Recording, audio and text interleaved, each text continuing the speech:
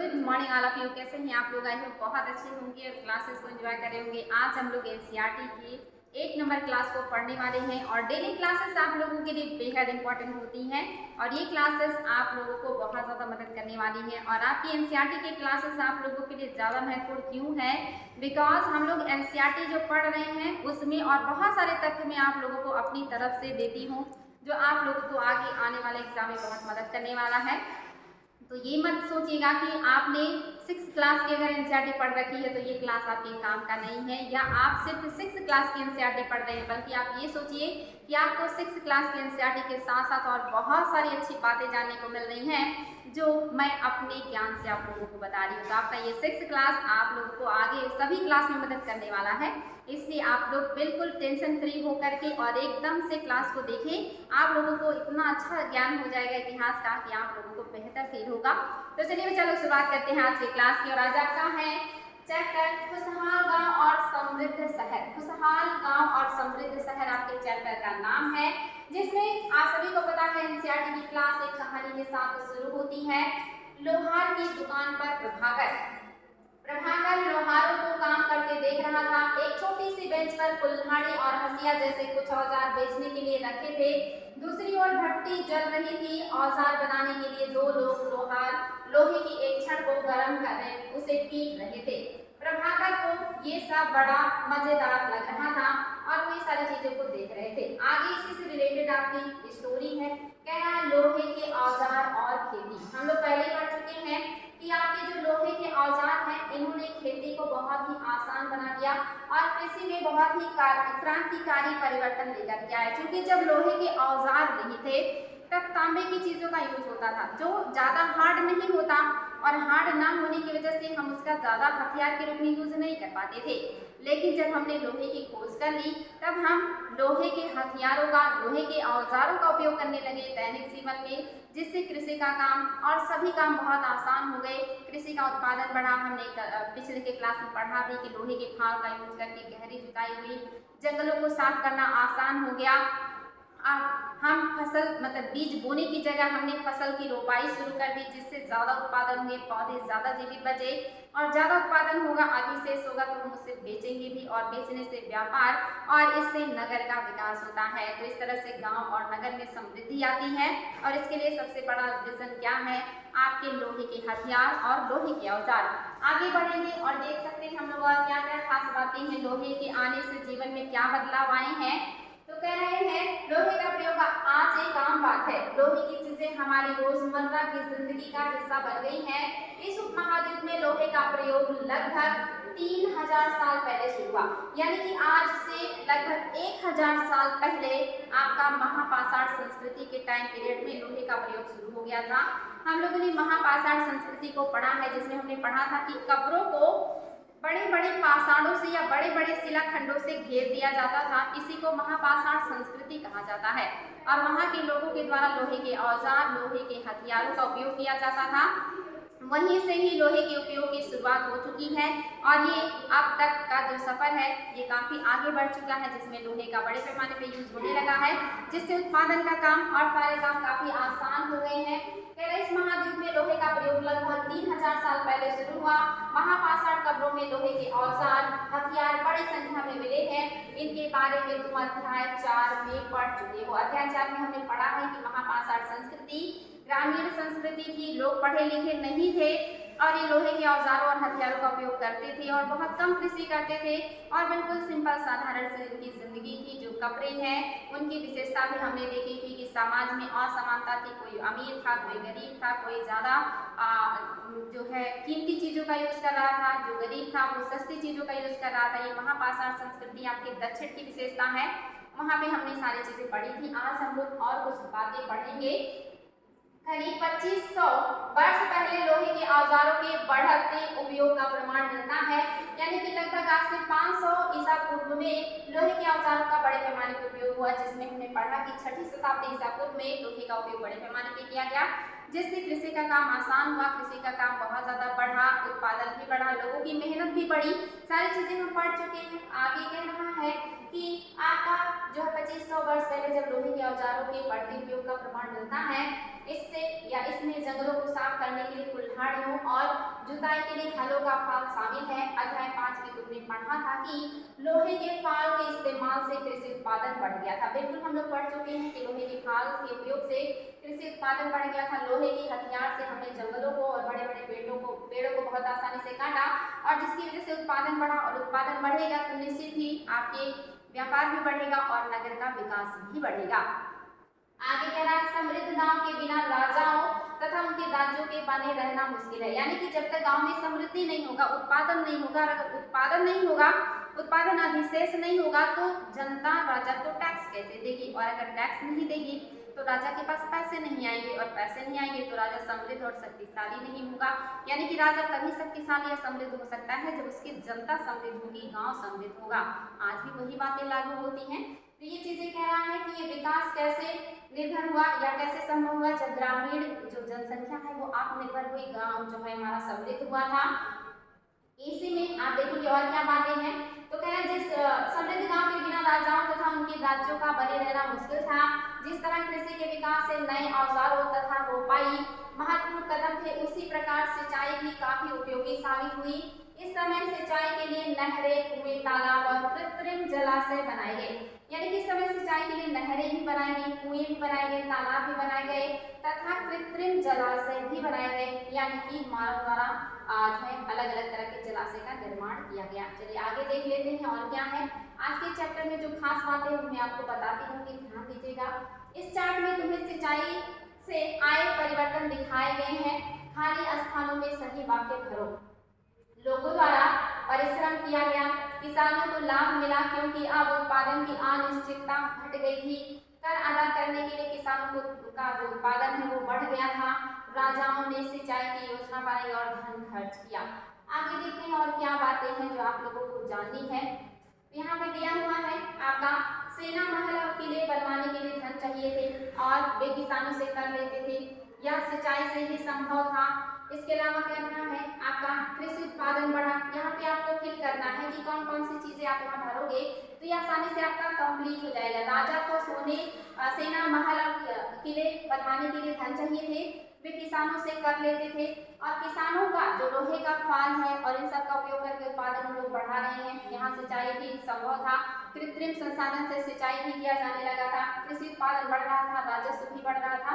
यानी कि जो आपने ऊपर पढ़ा है उसको पढ़ने के बाद आपको इसको फिल करना है। तो आपने ये सारी चीजें देख ली हैं तो निश्चित ही आपको इसमें ज्यादा दिक्कत नहीं होने वाला है। बहुत आसानी से आप इसको फिल कर सकते हैं। ये मैं आपको चार्ट दिखा दे रही हूँ, आपको भरना क्या है। यहाँ पे आप चार्ट देख लीजिए और इसको आप लोग फिल करिएगा कि यहाँ पे कौन कौन से स्टेटमेंट आप डालेंगे तो ये पूरा का पूरा कंप्लीट हो जाएगा। क्योंकि इसमें जो फिल करना है वो मैंने ऊपर के पैराग्राफ में पढ़ाए हैं, तो इसलिए मैं आपको कहती हूँ कि आंसर राइटिंग भी करें। इससे आप लोगों के दिमाग का विकास होगा और जो एक्स्ट्रा चीजें मैं बताती हूँ उसको भी आपको ध्यान देना। आगे है गाँव में कौन रहते थे। कह रहा गाँव में कौन रहते थे। आगे देख लेते हैं हम लोग गाँव में कौन रहते हैं। गाँव में कौन रहते थे। इस उपमहाद्वीप के दक्षिणी तथा उत्तरी हिस्सों के अधिकांश गाँव में कम से कम 3 तरह के लोग रहते थे। ये बहुत इंपॉर्टेंट है। इस जो महाद्वीप है इसमें गांव में कम से कम 3 तरह के लोग रहते हैं। कौन कौन से हैं वो 3 तरह के लोग, ये हम लोग देख लेते हैं। कह रहा है कि वो कम से कम कौन 3 तरह के लोग हैं। तमिल क्षेत्र में बड़े भूस्वामी को बेल्लाला कहा जाता था। ये चीज याद रखिएगा, ये आयोग का पूछा हुआ क्वेश्चन है, बहुत ही ज्यादा इंपॉर्टेंट है कि तमिल क्षेत्र में जो बड़े किसान होते थे, जो बड़े भूस्वामी होते थे उनको क्या कहते थे। मोस्ट इंपॉर्टेंट है, इसको नोट कीजिएगा।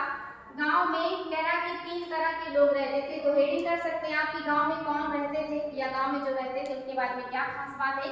हेडिंग में आप लिख सकते हैं कि जो बड़े भूस्वामी होते थे उनको तमिल क्षेत्र में, याद रखिएगा तमिल क्षेत्र मतलब तमिलनाडु का इलाका, दक्षिण का इलाका, बड़े भूस्वामियों को क्या कहा जाता था, इनको बेल्लाला कहा जाता था। याद रखिएगा। जो साधारण हलवाई हैं इनको क्या कहा जाता था, ये भी आईएएस में आया हुआ क्वेश्चन है।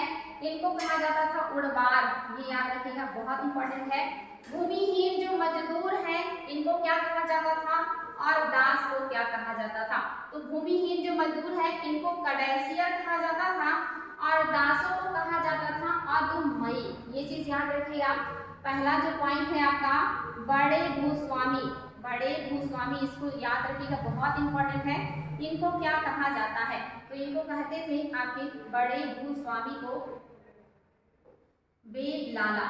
भूस्वामी क्या है, इनको कहा जाता था बेलाला। ये आपके दक्षिण में बोला जाता है, ये शब्दावली याद रखिएगा। आईएएस जैसे एग्जाम में आया हुआ है, नेट में भी आया हुआ है।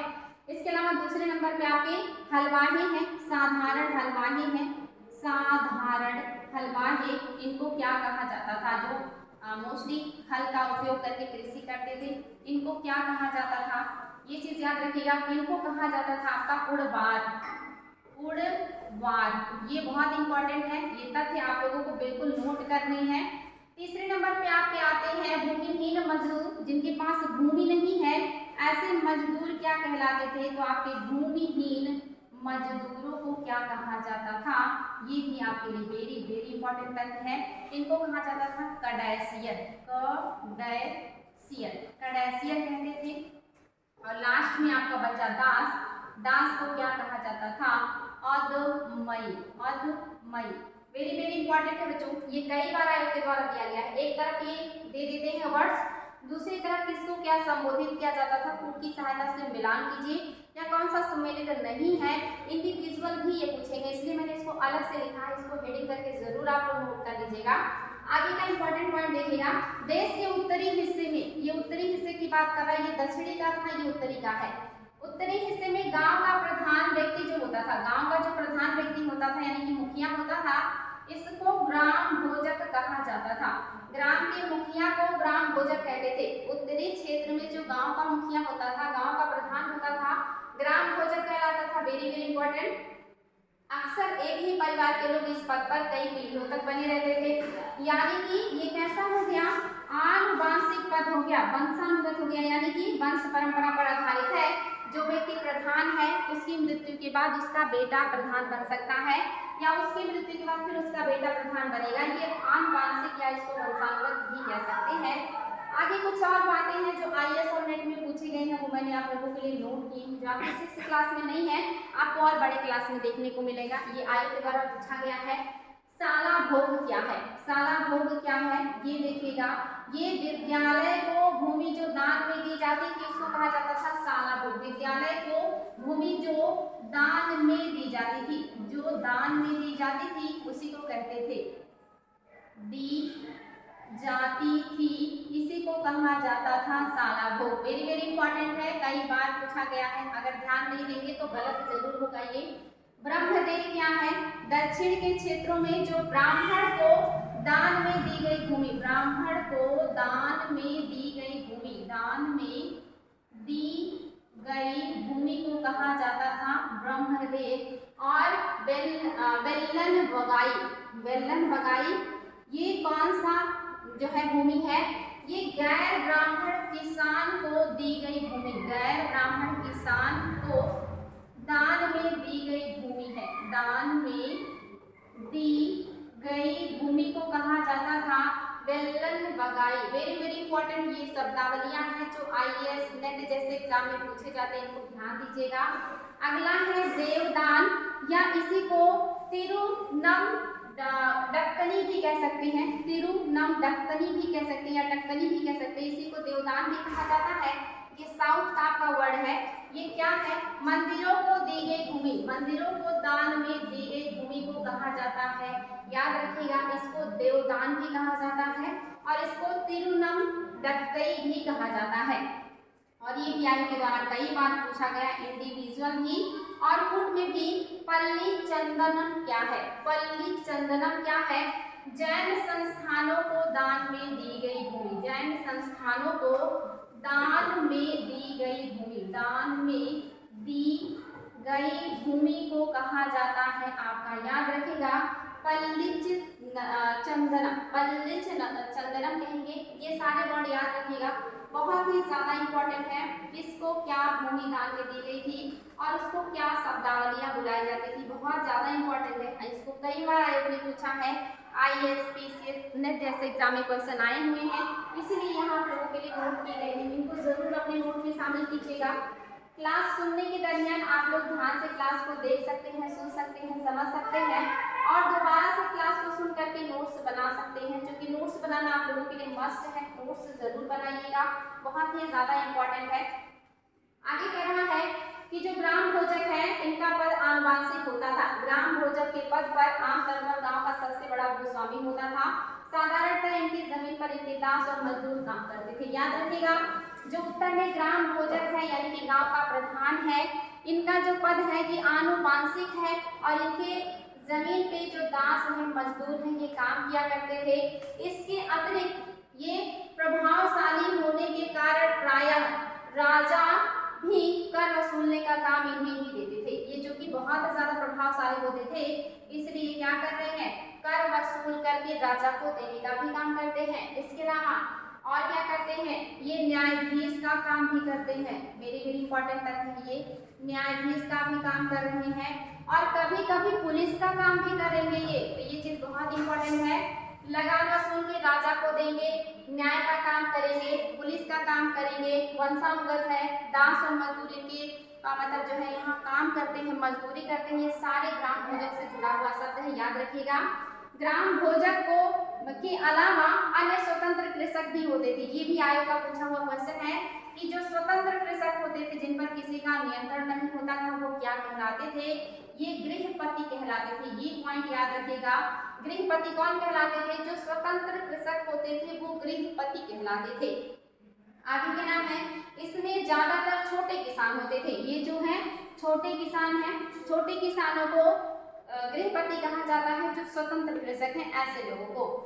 इसके अतिरिक्त कुछ ऐसे स्त्री पुरुष थे जिनका आगे कह रहे हैं, इनके अलावा जो बड़े किसान हैं बेल्लाला और मतलब दक्षिण में बेल्लाला है लेकिन उत्तर में ग्राम भोजक है। इसके अलावा जो स्वतंत्र किसान हैं, छोटे किसान हैं, वो गृहपति कहलाते हैं।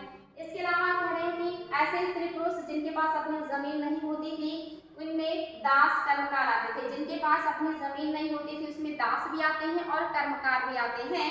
ये पॉइंट भी याद रखिएगा। जिन्हें दूसरों की जमीन पर काम करके अपनी जीविका चलानी पड़ती थी। जो दूसरों की जमीन पे अपनी मतलब जीविका चलाते थे काम करके, वो आपके कर्मकार या आपके दास कहलाते थे। अधिकांश गांव में लोहार, कुम्हार, बढ़ई तथा बुनकर जैसे कुछ शिल्पकार भी होते थे। ऐसे शिल्पकार मोस्टली आप देखें प्राचीन काल से ही देखने को मिल रहे हैं और आज भी ऐसे लोग आप देखेंगे शिल्पकार के रूप में आपको समाज में देखने को मिलेंगे। आगे कुछ और बातें हैं। कह रहा है तमिल की प्राचीनतम रचनाओं को संगम साहित्य कहते हैं। ये चीज याद रखिएगा। ये संगम साहित्य कैसी रचना है, तमिल रचना है। तमिल की प्राचीनतम रचनाओं को संगम साहित्य कहते हैं। इसकी रचना करीब, ये चीज याद रखिएगा, इसकी रचना कब हुई है, वेरी वेरी इंपॉर्टेंट तथ्य है। इसकी रचना करीब 2300 साल पहले हुई है। 2300 साल पहले हुई है। ये आपके इंपॉर्टेंट तथ्य है। चलिए देख लेते हैं क्या है। 2300 साल पहले की संगम इसलिए कहा जाता है क्योंकि मदुरै के कवियों के सम्मेलन में ये संकलन इसका किया गया है। गांव में रहने वालों के जिन तमिल नामों का उल्लेख यहाँ किया जाता है, इस मतलब ये जो आपका साहित्य है संगम साहित्य, ये आज से 2300 साल पहले लिखा गया है। और ये जो संगम साहित्य है ये कहाँ लिखा गया है, मदुरै में लिखा गया है। और मदुरै में लिखे जाने की वजह से आप देखिए मदुरै आपके कहाँ है, तमिलनाडु में है। तमिलनाडु में है आपका मदुरै, तमिलनाडु की एक मतलब शहर है, काफी फेमस शहर है और ये कॉटन वस्त्र के लिए काफी मतलब फेमस है प्राचीन काल से ही। यहाँ पे प्राचीन रचनाएं लिखी गई है जिसको संगम साहित्य कहा गया है। ये चीज याद रखिएगा, इंपॉर्टेंट है। आगे बढ़ेंगे और कुछ और भी खास बातें देखेंगे। नगर क्या कहती हैं, कहानियां, यात्रा विवरण, मूर्तिकलाएं और पुरातत्वविद। आपको बताना है नगर क्या कहती है और इसके अलावा आपकी यात्रा विवरण है, मूर्तिकला है और पुरातत्व है। तुमने जातकों के बारे में सुना होगा। ये वो कहानियां हैं जो आम लोगों में प्रचलित थी। बौद्ध भिक्षुओं ने इसका संकलन किया। यहाँ एक जातक कथा दी गई है जिसमें यह बताया गया है कि एक निर्धन किस तरह से धीरे धीरे धनी बन गया। यानी कि जो जातक कथाएं हैं ये माना जाता है महात्मा बुद्ध के पूर्व जन्मों की 500 कहानियां हैं जिसमें बहुत सारी छोटी छोटी कहानियां दिया रहता है। यहाँ पे एक जातक कहानी दिया हुआ है जिसको हम लोग नहीं पढ़ेंगे क्योंकि इसमें कुछ खास बातें नहीं है। इसमें एक युवक कैसे अमीर हो जाता है उसी की कहानी दी हुई है, जिससे क्वेश्चन नहीं बनता, इसलिए इस कहानी को हम छोड़ दे रहे हैं और कहानी थोड़ी लंबी है इसलिए मैं आप लोगों को कहानी नहीं बता रही हूँ। जातक कथाओं में ऐसे ही बच्चों जैसी कहानियां रहती हैं जो समय की सामाजिक आर्थिक स्थिति के बारे में बयां करती हैं। चलिए आगे देख लेते हैं। प्राचीन नगरों के जीवन के बारे में हमें कुछ अन्य स्रोतों से भी पता चल सकता है। शहरों, गांव या फिर जंगलों के जीवन से जुड़ी घटनाओं को मूर्तिकार कलात्मक ढंग से कहते थे। इन मूर्तियों का इन मूर्तियों को ऐसी इमारतों की रेलिंग, खंभों या प्रवेश द्वार पर सजाया जाता था जहां लोग आते थे। यानी कि उस समय आप देखेंगे साउथ में मूर्ति बहुत ज्यादा बनाई जाती थी और ये मूर्तियां हर जगह लगाई जाती थी। खास करके मंदिरों वगैरह में मूर्तियां जो है दीवारों पर, उनके खंभों पे, हर जगह मूर्तियों से ही सजाया जाता था। और ये उस समय की विशेषता है कि जो स्थानीय स्तर पे जो लोग रहते थे, जो जंगलों में रहते थे, आम जो जनजीवन थी, उनसे जुड़ी हुई चीजों को भी मूर्तियों के द्वारा दर्शाया जाता था। जैसे आपने सुना होगा, मैंने आपको बताया होगा कि अमरावती जो कला है, यहाँ पे ज्यादातर सामान्य जनजीवन से जुड़ी हुई चीजों को दिखाया गया है और ज्यादातर कथाओं की कहानियों को भी दिखाया गया है। आगे है सांची की मूर्ति कला। यह मध्य प्रदेश स्थित सांची के स्तूप की मूर्ति कला का नमूना है। इसमें शहर के जीवन का एक दृश्य है। तुम अध्याय 11 में सांची के बारे में पढ़ोगे। इन दीवारों को देखो, क्या ये ईंट की बनी है या फिर लकड़ी या पत्थर से? क्या इसकी रेलिंग लकड़ी की बनी है? इन इमारतों की छतों का वर्णन करो। यहाँ पे दिया हुआ पिक और आपको बताना है कि सांची के बारे में। सांची का स्तूप आप सभी को पता होगा कि अशोक ने बनवाया है और वर्तमान में आपके मध्य प्रदेश में पड़ता है। सभी स्तूपों में काफी भव्य स्तूप माना जाता है आपका सांची का स्तूप। उसी के बारे में यहाँ कुछ बातें कही गई थी। आगे कह रहा दिल्ली में मिला बलयकूप। हड़प्पा की जल निकास व्यवस्था से यह कैसे भिन्न है? बलयकूप मतलब छल्लेदार जो कुएं नुमा संरचना होती है, उसी को बलयकूप कहा गया है। अध्याय 5 में वर्णित अनेक शहर महाजनपदों की राजधानियां राजधानी थी। जैसा कि तुमने पढ़ा, इसमें से कुछ शहर परकोटे से घिरे होते थे। परकोटे मतलब होता है बाउंड्री, जो हम अपने घरों के चारों तरफ बाउंड्री बनाते हैं घर की सुरक्षा के लिए, इसी को परकोटा कहा जाता है। और ऐसे परकोटे आपके सिंधु घाटी सभ्यता में भी बनाए गए हैं और देखिए अभी भी इनका प्रचलन देखने को मिल रहा है।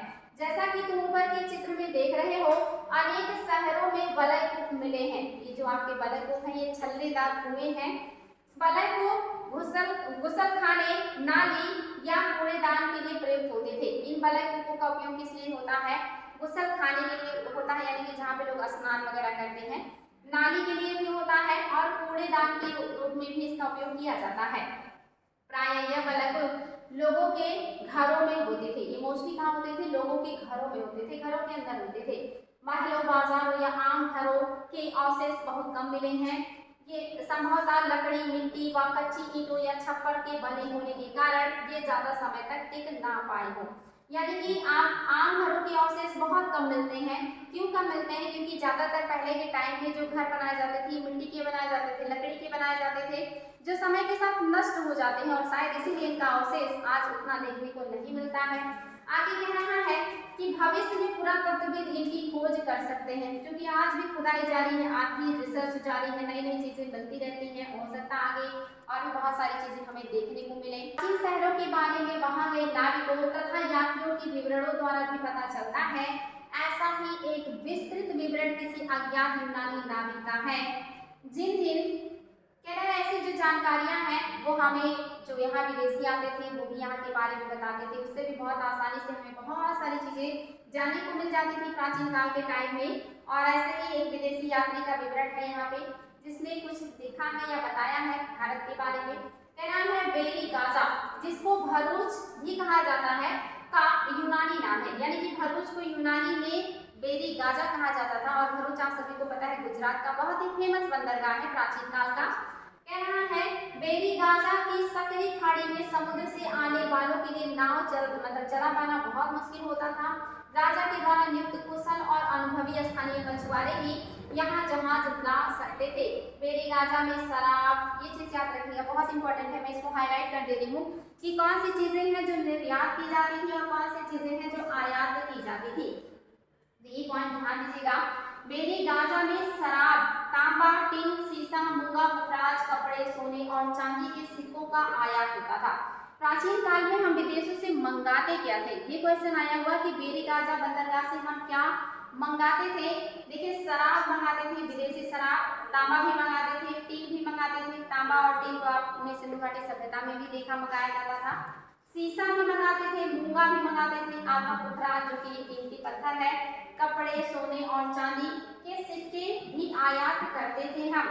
निर्यात क्या करते थे, ये भी क्वेश्चन आया हुआ है। हिमालय की जड़ी बूटियां, हाथी दांत, गोमेद और कार्नेलियन, ये सब आपके कीमती पत्थर हैं। सूती कपड़ा, रेशम, इत्र यहाँ से निर्यात किए जाते थे। ये देखिए हाथी दांत हम सिंधु घाटी सभ्यता के टाइम पीरियड से ही निर्यात करते हैं, तो ये सारी चीजें आपकी निर्यात की जाती थी। ये चीजें याद रखिए, आयोग का पूछा हुआ है कि हम कौन सी चीजें प्राचीन काल में आयात करते थे और कौन सी चीजें हम निर्यात करते थे, और ये सारे कहाँ से आयात निर्यात हो रहे हैं, बेरी गाजा यानी कि भरूच बंदरगाह से हो रहे हैं, जो कि गुजरात में है। आगे देखिएगा, कह रहा है कि राजा के लिए व्यापारी विशेष उपहार लाते थे।